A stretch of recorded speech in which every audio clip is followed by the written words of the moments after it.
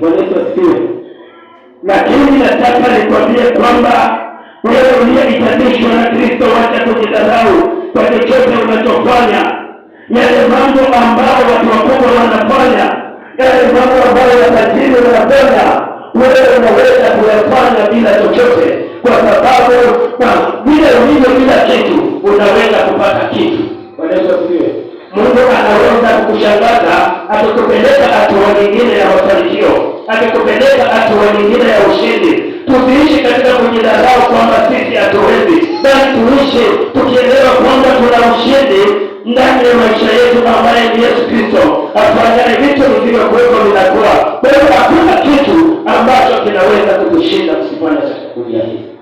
Bwana Yesu asifiwe. Tuelewe kwamba mahali hapa kutakuwa na watu wakubwa, mahali hapa kutakuwa na watu ambao watasimama na huduma huu, kwa sababu Mungu atawaongeleza katika mambo mengine. Haleluya. Na hiyo nakwambia, ninakutabiria mahali hapa kuna watu wataenda ng'ambo. Haleluya. Mahali hapa kuna watu watasimama na huduma kwa sababu watapelekwa viwango vingine, kama wakinyenyekea na kujielewa kwamba wao wamembeba Yesu ambaye afanyaye mambo makubwa. Kwa hiyo tuendelee kumtumainia Bwana, tukijidharau yale watoto wengine wanafanyiwa watu wakubwa wa mawakili, pia na sisi tujue watoto wetu tutawafanyia. Tusiwe watu wa kulialia, tusiwe watu wa kujidharau kwamba sisi hatuwezi. Hata ukiangalia mwenzako unasema hata huyo hawezi. Nataka nikwambie kwamba Bwana anaweza kukupeleka viwango vingine, mahali ambapo kulikuwa mawingu nukuu, mvua imekosa kunyesha miaka mitatu. Wakati Elia alimwambia Mungu ainyesheshe mvua, mvua ilianza mahali hakuna kitu, na mvua ikaanza kunyesha, na watu wakaanza kupona, na watu wakaanza kufurahia, kwa sababu Mungu ametenda jambo. Wewe ni Mungu ninayemwongelea, ambaye hata ukiwa katika jangwa hata kutetea, ukiwa katika mateso hata kutetea, ukiwa katika magonjwa hata kutetea. Ndio Mungu ninamwongelea leo, ambaye alimtoa mwanao pekee kwa ajili yako upone. Hakumtoa Yesu hata tumjue Yesu, alimtoa Yesu ili wewe upate ushindi kwa maisha. Haleluya. Lakini watu wangapi ambao wanajidharau? Mtu anaweza kuwa roho wa Mungu amemshukia na anakuita, habari yako boss, unamwambia boss ni wewe.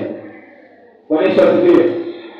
Lakini ujui kwa neno lake moja, labda ni Bwana ananena na anataka kukupeleka mahali pengine. Nimekwambia wewe kesho utakuwa mtu wa namna hii.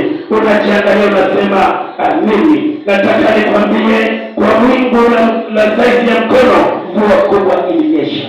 Maisha yako yatabadilika vile unayoyataka kama utaweka hitaji lako la mbele za Mungu na kumuita ashughulikie. Haleluya. Na kumuita ashughulikie. Bwana Yesu asifiwe. Tujitoe bila kujidharau, tuwe watu ambao tunajua tunaweza kufanya kitu.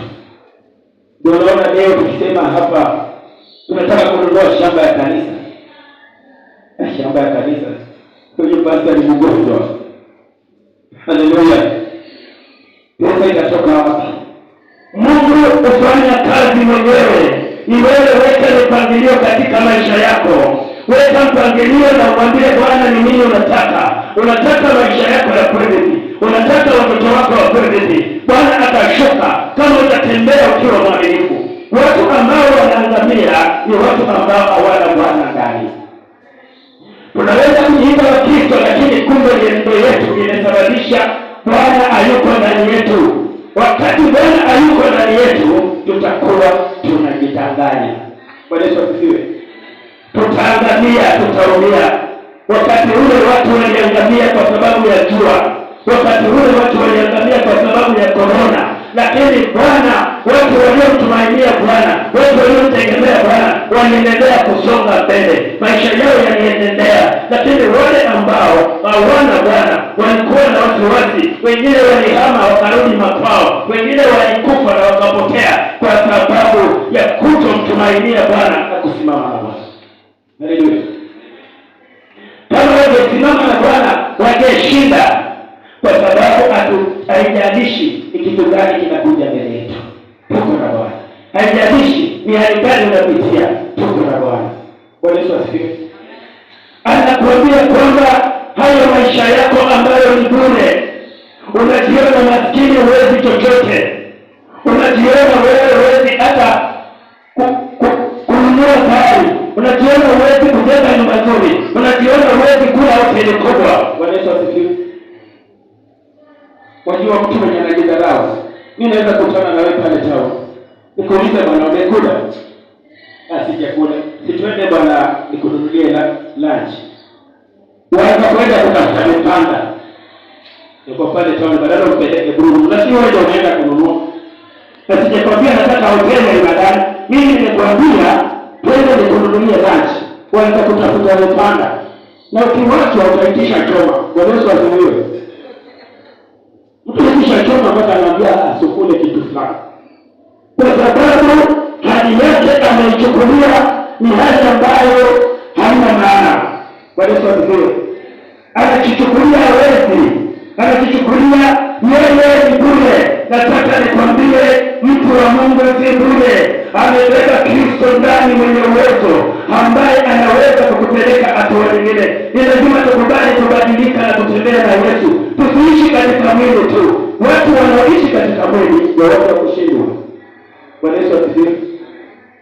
Unasikia vile anasema mtu anakoroga uji